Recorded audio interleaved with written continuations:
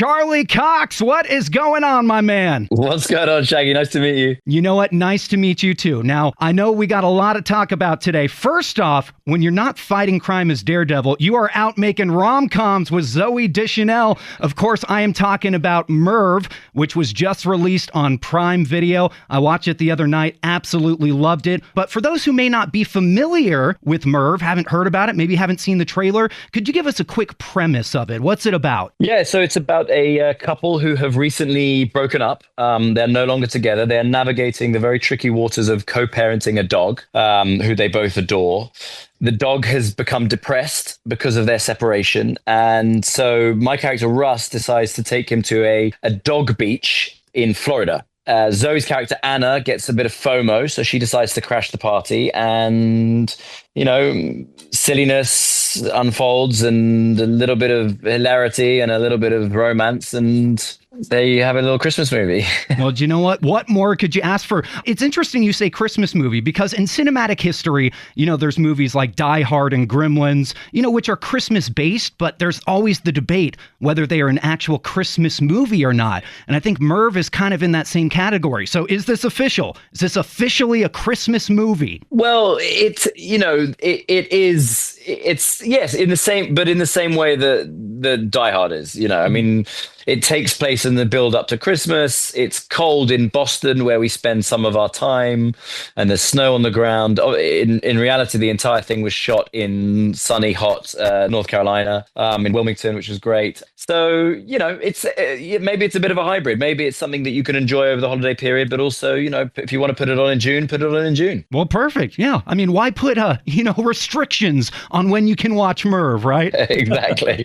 Definitely. Like I said, I watched it the other night. Absolutely loved it. And I think what really stuck out about this one is in a time in the world where the political climate is very hot and, you know, there always seems to be some underlining theme to a movie. This one was just a straight up good film. There was no political undertones. It was just a great rom-com. You had a dog in it. What more can you ask for? What more can you ask for? And what a tremendous dog. I mean, Gus, who plays Merv, is like a movie star. What goes into training a dog like that? I mean, did he come to set just ready to go? Did you ever have any problems with him? No, I mean, he really was amazing. I mean, the trainers who worked with him are particularly talented. Caitlin, his owner and trainer, is amazing. You know, as long as he's given a week, maybe 10 days to learn very specific quote unquote stunts that he needs to do, he can do them, and he's very disciplined. He's very professional. But Zoe and I joke about him probably being the most professional actor we've ever worked with.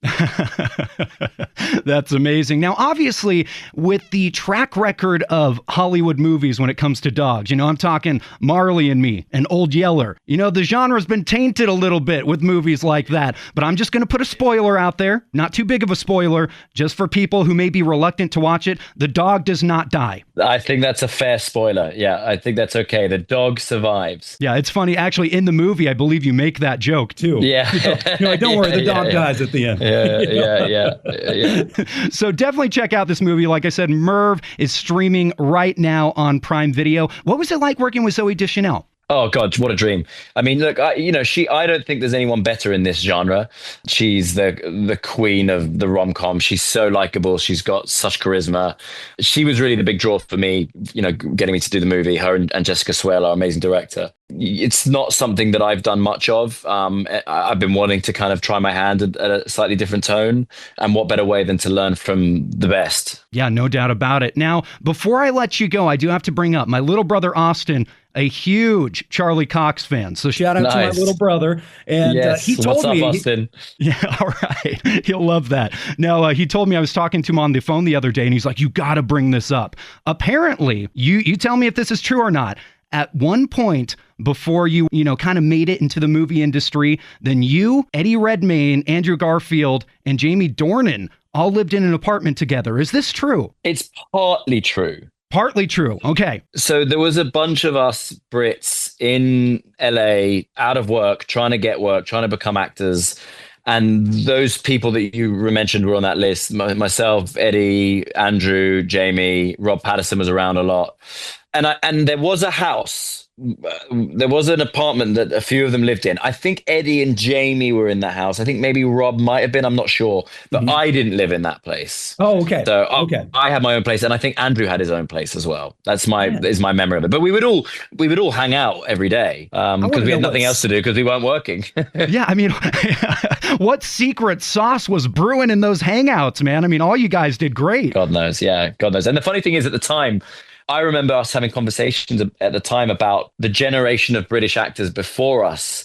Like there was a story, and again, I can't verify, I know if it's true, but there was a story that like Jude Law and Dougray Scott and Ewan McGregor all had an apartment in London together when they were trying to get work, earlier. And at this point, when we were in LA, they were all now massive movie stars. So we were like looking up to them. So maybe we kind of, bit of a generational passed down luck. Oh, no doubt about it. And amazing and kind of crazy to think that, Andrew Garfield ended up as Spider-Man. You ended up as Daredevil. Rob is Batman. Yeah, and Batman, of course. I mean, you guys are all superheroes. At some point, who knows, maybe Spider-Man and Daredevil might team up, maybe in Avengers Doomsday? I had no comment. I have no information on that whatsoever. Hey, I know the rules with Disney stuff. I know, we're good to go. But you know what? Obviously, go and watch Merv. Awesome movie, heartfelt, perfect, right in time for the holidays. And if you like dogs, this is definitely the movie for you. In fact, after I watched it, I went and snuggled up to my dog. She's a big English bulldog named Rousey. Oh, I used to have a British bulldog. Brilliant. Oh, brilliant. They are the best. They are just the best. So went and snuggled up to her and I'm like, oh man, that movie just made me feel right there. So go and check it out. Prime Video, Charlie Cox and Zooey Deschanel. I promise you won't regret it. Right in time for the holiday season. Charlie, anything else you want to say? No, happy Christmas, happy holidays, enjoy the movie, and yeah, look out for Daredevil as well next year, March, season 2. Right. Oh, hey, we're ready for it. Now, is it season 2 or technically season 4? Well, technically, if you're going down technically, it's season 2 of Born Again, but it would be season 5. That's of right. That's the right. Daredevil there were continuation, 3. Or 6 if you include the Defenders. So we've made a lot of Daredevil content. Hey, do you know what? Keep making it. We love it. Thank you. Hey, Charlie, thanks so much for your time, man. I appreciate it. Likewise, much appreciated. Have a great day. Hey, you too.